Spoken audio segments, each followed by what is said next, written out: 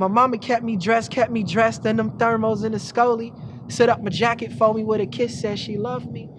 Something beautiful could turn so ugly. When I turned out the door, I learned the world was so gully. Neighborhood full of that beef, but empty tummies. Selfishly emptying Tommies, that's what you call gunning. I was determined to turn the good from the bad. Discerning the hood plus his rags, but still keeping my nose running. It's sad.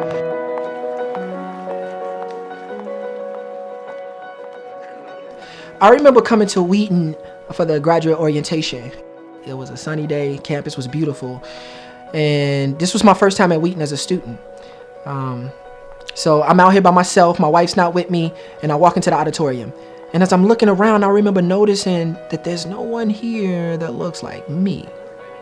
From professor to student, and man, at that time, I just really felt like I couldn't relate to anybody as an African-American male. I felt alone, I felt sad, I just felt like this wasn't a place for me. And at that moment, man, I just cried out to God, just asking God, why did you bring me here? I do not belong here. But I remember going into the hallway about to leave, and this professor called me by name, Steve! And I turned around and with so much enthusiasm, and he just said, man, we've been waiting for you. I'm so happy you're here. Finally get a chance to meet you.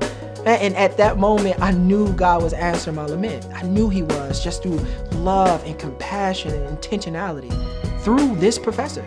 So he set me down at this table, and we just talked. And he told me that, look, Steve, we're sitting at this table. This is not just Wheaton's table. This is not just my table. This is your table too. You have a voice here. We need to hear your voice.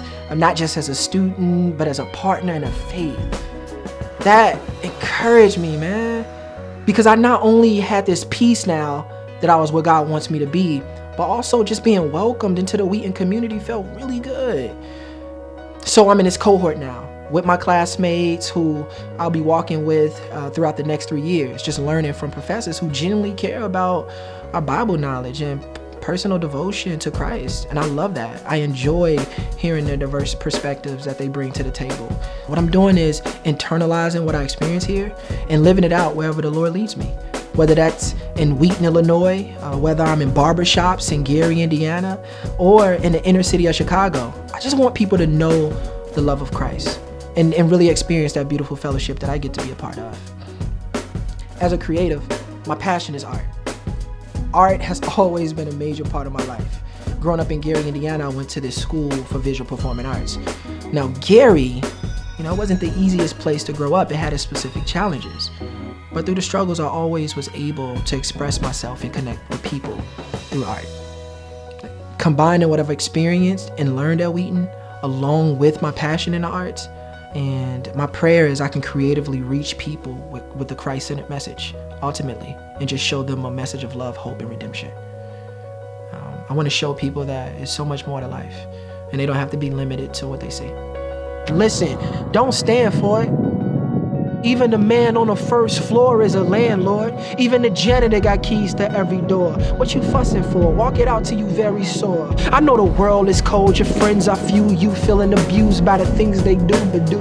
Don't let them get in your medulla. Show them that you cooler. Measure them out. You be the ruler of your future. So get your triple fat goose.